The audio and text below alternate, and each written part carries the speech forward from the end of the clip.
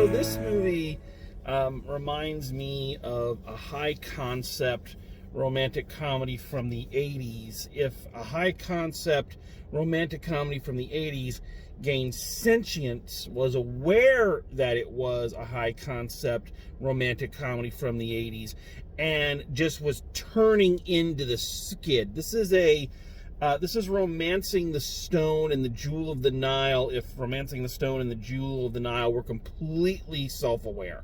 That's not a good thing. It's not a bad thing. It's just a thing. It's just the style of films that we kind of have these days. We kind of are really, really big on that meta humor, that slightly cockeyed, winking at the audience the whole time, saying, we know how stupid this is, but that's the point. And this is kind of a sidebar. It has nothing to do with the movie. It's more of a statement on just kind of our general mindset. That does it kind of bother anyone else that we have to be given permission to enjoy things? That we have to have every movie, constantly winking at us to remind us that it's okay to like this. Yes, we know it's dumb. Yes, we know it's stupid, but it's okay to like it because you're acknowledging that it's okay, stupid. Back in the day, we didn't need that. You could enjoy stupid things just because they were stupid.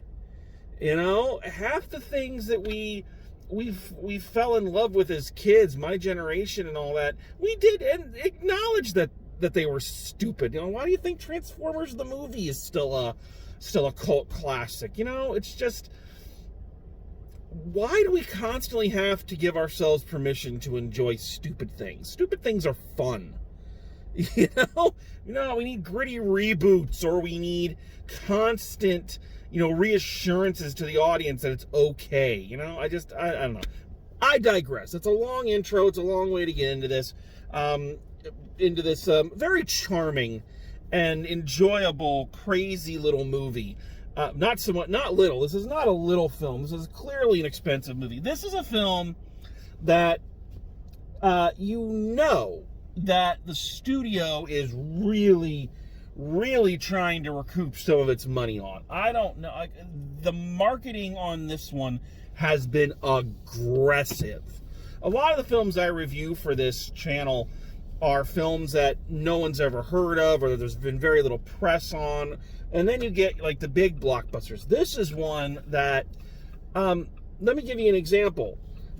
I've seen the trailer for this at just about every movie I have been to in the last 2 months.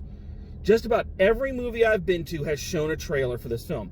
Now, that may not sound interesting, or it may not sound important, but consider that, normally you try to garner the trailer to the potential audience. This is why you don't normally show, trailers for the latest remake of Halloween at a Pixar movie. You're trying to get trying to appeal to the same audience. But this movie has been casting a wide net. A wide net. And again, I don't know if that's just because they spend a lot of money on it. It's an expensive film. You can tell just by looking at it. Or what? Or just, that fear of trying to release films back into the theater these days after, 2020. So yeah, they have really been attacking it.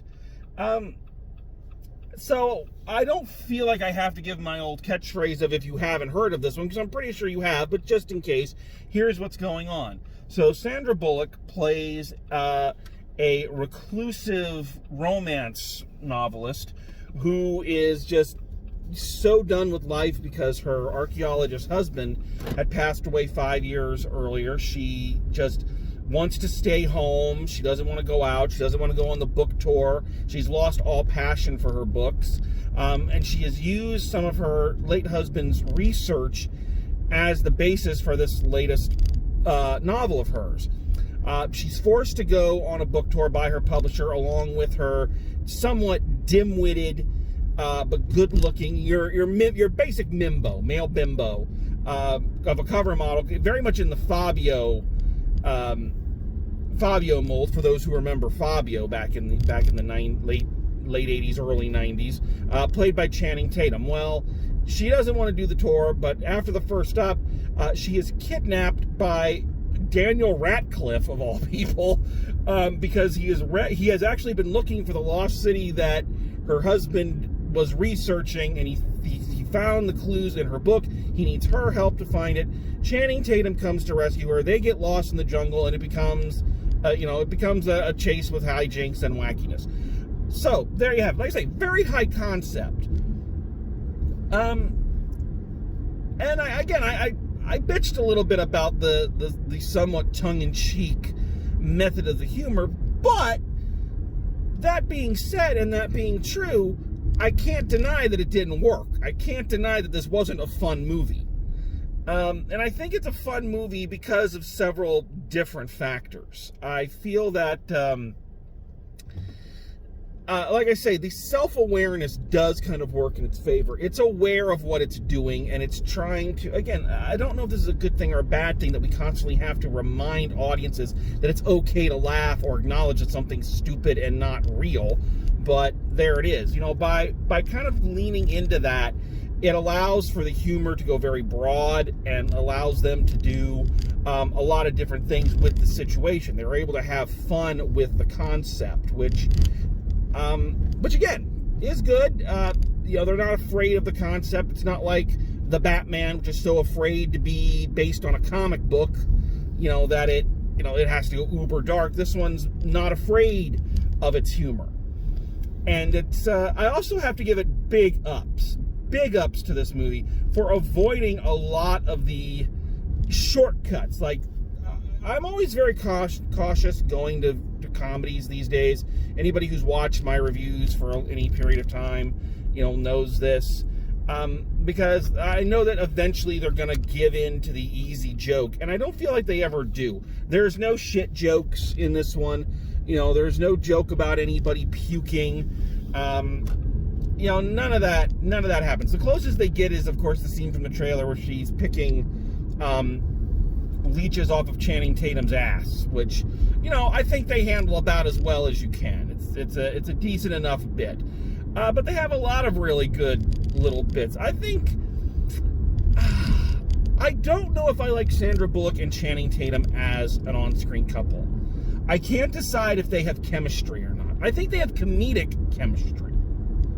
Like, comedic chemistry, yes. I think they're both doing their work, and they're both, playing off each other. There's a lot of chunks in this which you can tell are either ad-libbed or, I don't know if they're how well they were following the script, but you can tell there's banter in this that I don't believe was written down. It feels too fluid. If it was written down, then that's just more credit to them as actors. But I don't know if they had any romantic chemistry, really. It's one of those movies, it's interesting that in the publicity for this movie, Sandra Bullock did an interview, and she said that the movie she regrets the most is Speed 2, which, yeah, I can definitely relate to that. I regretted watching Speed 2, as did most people in the world. But one thing I did like about Speed 2 is that even though it ditched Keanu Reeves, because by then he was a big star and refused to return, and brought her back, it was an interesting way to go with a sequel to that movie, of bringing the love interest back and recasting the hero, basically saying that, all these two people had in common was the high-stress situation, which, if you remember Speed, she even said, relationships starting under high-pressure situations never last. So I thought that was a cute thing. And I bring this up because this is one of those on-screen relationships you're like, this is not going to last. Maybe they've developed a better understanding for each other and they become stronger friends and working partners and all that, but I don't see this romantic relationship lasting. These people have nothing whatsoever in common at all.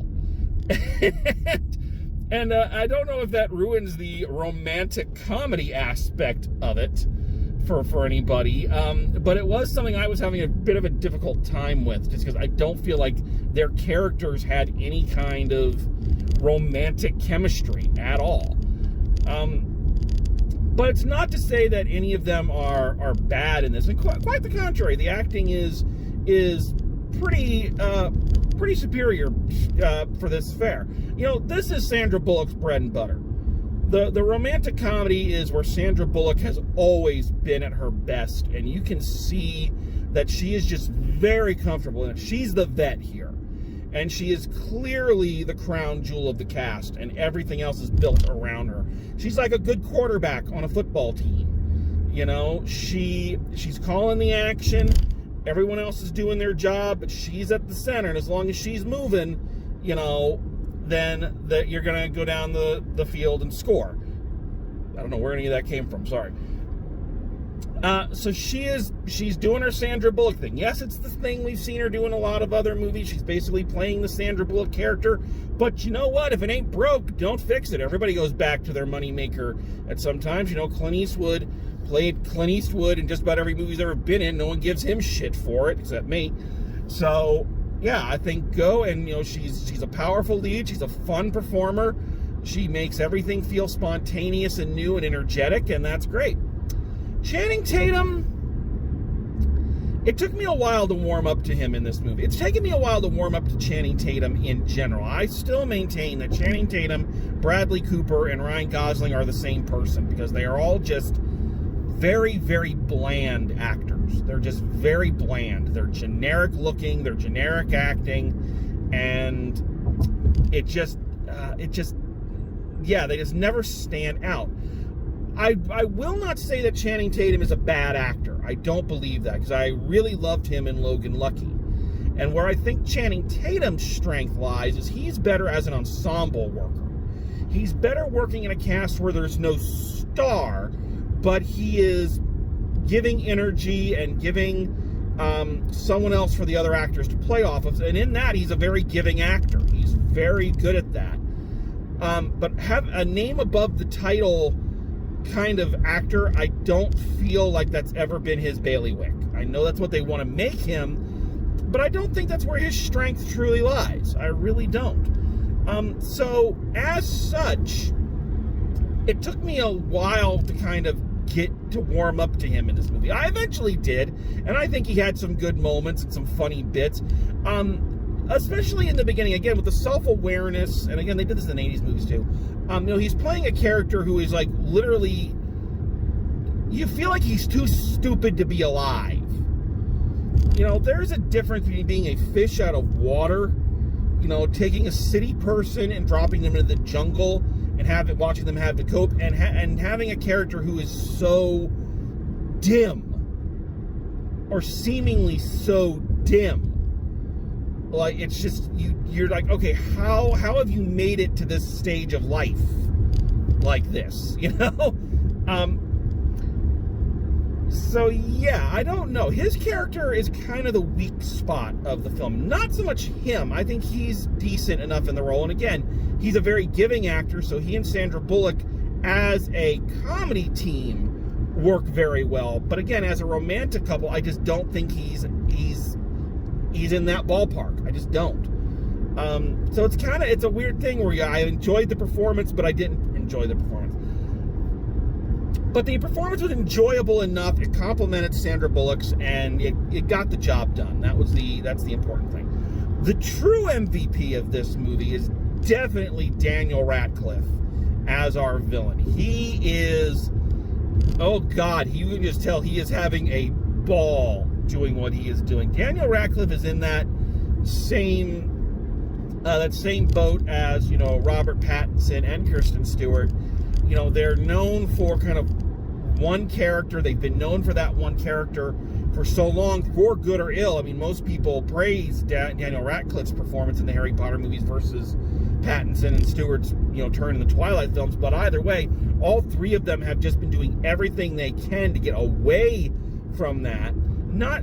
With Radcliffe, it's not even so much that he's trying to forget Harry Potter. It's just that he's trying to show he can do more than Harry Potter, that's not all he's capable of. And that's why he does a lot of the stage shows he does. That's why he does a lot of the movies he does. And clearly with this film, you can see that he is having a blast playing the baddie. He is just loving being the bad guy. And this is a guy I really want to see. If they ever make a proper Bond movie again, if they ever can go back and get out of the dark grittiness, this is a great example of exactly what I was talking about. We can't enjoy Bond movies anymore. They've got to be serious and dark, you know? But if they ever go back and make a proper Bond movie, you know, one that's fun, I think Daniel Radcliffe would be an excellent villain. I really do. This is him basically playing a Bond villain and having just the time of his life. And he goes from, you know, what I like about his character is that it goes from kind of a charming, you know, yes, I'm bad, but I'm kind of dainty and kind of posh and proper, you know, blah, blah, blah. And then by the end, he's completely psychotic. You know, and it's a great turn. He plays it all so well, and it's a smooth transition. You can tell it's the same character. So I give Daniel Radcliffe big thumbs up in this film. I think it's yeah, he really pulls it out. So yeah, look, let's just cut to the chase here. This is not a groundbreaking movie. This is not a movie that, if you're going to look at it from the criteria of outstanding cinema, it's just not going to rank. But it's not supposed to. It's a cheesy romantic comedy. As I said, it's an 80s movie. This is a plot and a group of characters I expected to see in my 80s movies. And it's proud of it. It's wearing it as a badge of honor, as it should. It's exactly what it says it's going to be on the box. The question you got to ask when judging a movie like this: was it entertaining? Did it deliver? Did I have a good time watching it? And the answer is yes. Yes, I did. I had a very good time watching it. And it even had some pretty good lines. I won't say I ever laughed out loud, but there were a couple of them that I did chuckle at and had a really good time with. I think one of the funniest is because Channing Tatum's character is such an idiot, and Sandra Bullock has to explain everything to him. He says to her, "Don't mansplain to me." She's like, "Well, I'm a woman. It is impossible for me to mansplain." He's like, "Well, I'm a feminist, and I think women can do anything men can do." I actually laughed at that. I thought that was a pretty good. Not only was it a good line, it fit the characters so much. One, Channing Tatum's complete misunderstanding of feminism and the definition of words, and two, the way Sandra Bullock was constantly talking down to him, so in fact was mansplaining. Because, you know, so yeah. So it was a good joke that fit the moment and fit the characters, and there were a couple of them in there. So yes, this film was very entertaining. Gonna win an Oscar? Certainly not, but then again, I don't think that means as much as it used to either. I think if you go and see this, you're gonna have a good time seeing it. It's going to eventually become one of the constant reruns on TBS and TNT and USA, and, you know, as long as cable is still around, it's going to be one of those reliable, you know, midday movie runs. But it's fun, it's enjoyable, and I was very grateful they didn't do anything with giant snakes like that was a word they worried they were going to do. They did at the beginning, but I knew that was in the trailer, so I was ready for it. They didn't do anything else with a giant snake, so thank you for that. For the snake phobic, that's really appreciated. So yeah, there you go. All right, so let's wrap this up. Final grade for The Lost City. I'm going a B- on it. Fun, entertaining, not a lot of substance, but there didn't have to be a lot of substance. Good performances, but I do feel that there is a difference in... There is a power differential between Sandra Bullock and Channing Tatum in terms of who's the more charismatic star and who fits this material better. Their characters worked better as confidants and friends than they did love interests. And yeah, so I think that threw the film off a bit, made it a bit disjointed. But in the end, I left going, okay, that was fun. It had the stupidest end credit sequence I've ever seen. Gratuitous Brad Pitt cameo, but he gets killed very early, so I'm fine with it. So there you go. So yeah, go ahead, grab your girlfriend, boyfriend, whatever, go see it and have a good time. All right, so there you have it. That is The Lost City. So thank you very much for joining me. Thanks for being with me on these reviews. And as always, drive safe, and I will see you at the movies.